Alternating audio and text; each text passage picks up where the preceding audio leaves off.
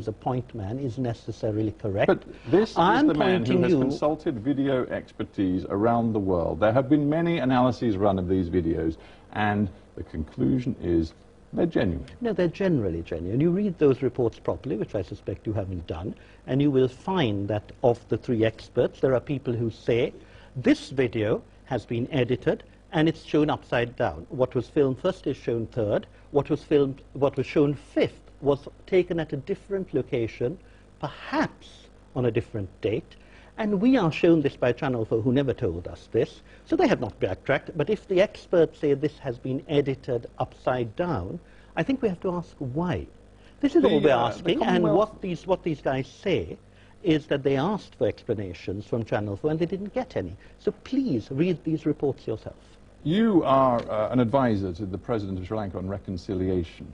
I wonder, in that capacity, looking to heal wounds and to deliver a sense of justice and accountability, whether you've asked the President whether any of the Sri Lankan soldiers on those videos, apparently involved in the executions, have since been apprehended.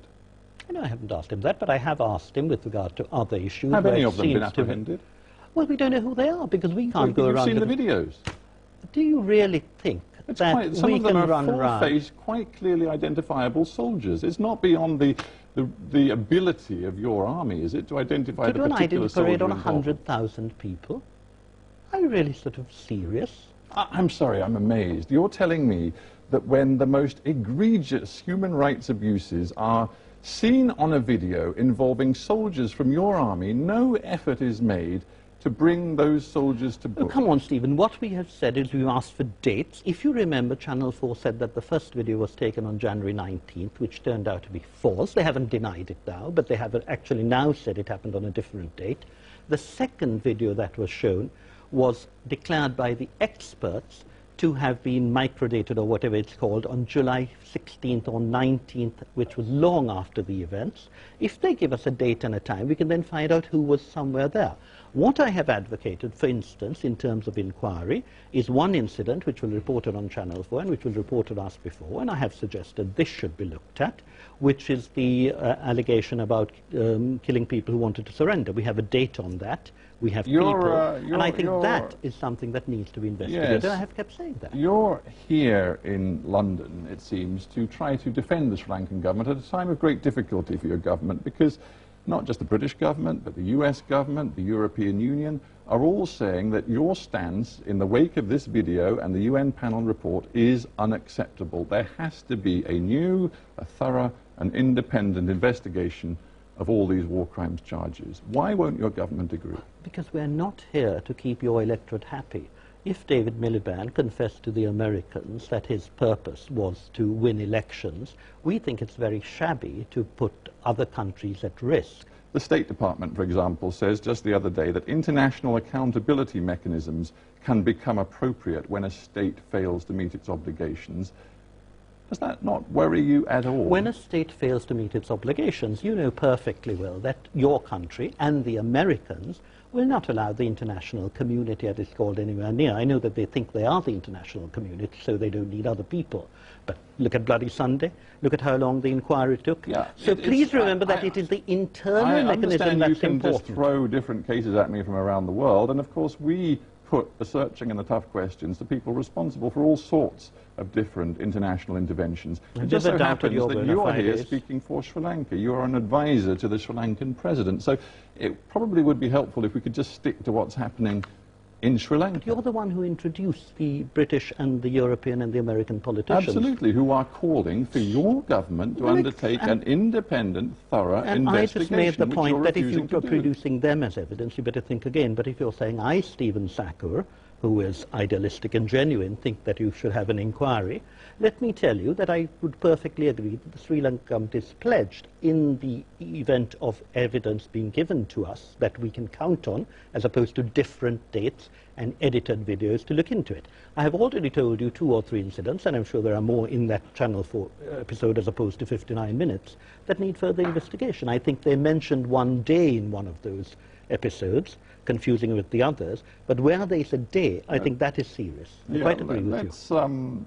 Let's look at your reconciliation remit. There is, of course, in Sri Lanka a Learned Lessons Commission, which is very much not a war crimes investigation. It's called the Learned Lessons Commission. Are you satisfied with the way that's working? Do you believe it's achieving anything when it comes to learning lessons and I think it reconciliation? is. I mean, I tend to believe that most things can go more quickly than they do. As I said, I'm very critical of my people in Sri Lanka about how slow they are. I thought there should have been another interim report, and I said so. But of course, we can't affect the Commission.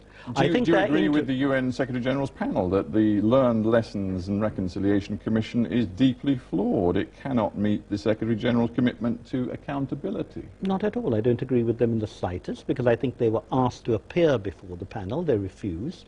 We actually asked some of the people who have given evidence to the UN panel to give the evidence to the LLRC. They refused. And then they say they're not good enough. I mean, how can a commission which is collecting evidence deal with matters which are not brought before it and given to someone else, and which are still not given to us? We've kept asking Channel 4 for this evidence. I think what is important there, Stephen, is what the Sri Lankan people are doing. Why are there tens of thousands of Sri Lankan troops occupying military positions all over the north of the country when the war, as your army declared it so triumphantly, was over more than 2 years ago? Very simply because there is fears, and I'm not able to tell them not to abandon these fears, that there are people trying to revive the LTT and terrorism. My personal belief is that the people of Sri Lanka largely would not worry about this, but when you have British politicians telling us to talk to the rump of the LTT here in preference to the Sri Lankan people, we fear that the money that was collected could be used to bad ends. So we have to be careful. Let's not focus just on what the British government says. The Indian Prime Minister on the 29th of June said, our emphasis is to persuade the Sri Lankans to move towards institutional reforms where Tamil people will have a feeling that they are equal citizens, not second-class citizens. That is our aim as well. But we have to, the reason he used those words... It's a very odd way of going about it. For example, you know, the Sri Lankan government, in theory, has had a long-term commitment to devolution of power. Devolution of power simply has not happened in the north of the country. The 13th Amendment, it's called, it hasn't been applied to the north of the country. Because we haven't had an election, but we're planning to do one soon. We're having local elections. The LTT didn't allow us to have local elections for 10 or 20 years. When we did have elections in the north, they murdered 3 mayors. I think the fact that we've now got an opposition mayor who's functioning is a good thing. With respect, I'm sure you know much better than I do, that the Tamil National Alliance has had its meetings broken up by the army in the last few weeks, and they're only actually fighting local town council elections. You're perfectly right. There was a meeting, and I've asked for information about it. We discussed that with the Tamil National Alliance. As I told them, they benefited so much from it. I'm sure it wasn't them, but they were really quite happy about it. If you are interested in achieving this accountability and asking difficult questions, how many Tamil houses have been occupied by the Sri Lankan army, do you think? Have you asked that question? Well, I don't know the actual number, but a large number were given back. It's a very important part Stephen, of reconciliation. what you don't understand is that the reconciliation is about the people who suffered in the Vanni primarily, the political institutions. We have managed to return back to their homes almost all the 300,000. You know perfectly well that in 2009, we were told that one of the reasons Britain was concerned was they feared that we would keep these people in internment camps for years. We've had not a word of thanks for the fact that we've returned. How many Tamils are still held in indefinite detention? No one's held in detention, about 15,000. No one's held in detention? No, because the camps were opened in 2009. The Prevention of Terror Act is still being employed, and there are still Tamils who for years have been in detention and continue to be in detention. Stephen, I thought you were talking trial. of the people who were displaced in the camps, we were accused of keeping internment camps. Almost all of them. Detention, the figure is something like 4,000. We brought it down from a much larger figure. When I was Secretary of the Ministry, we had a committee, and my line always to the Attorney General was either prosecute or release. We moved very quickly on that in 2009. In the last few months, we've I'm not Secretary of the Ministry anymore, but the commitment is there. But you're perfectly right, that's something on which we need to move much more quickly, because we've either got to prosecute or to release. Now, on that issue, many papers are with the Attorney General's Department. There are many people, including my former Minister and the Attorney General, who are trying to move.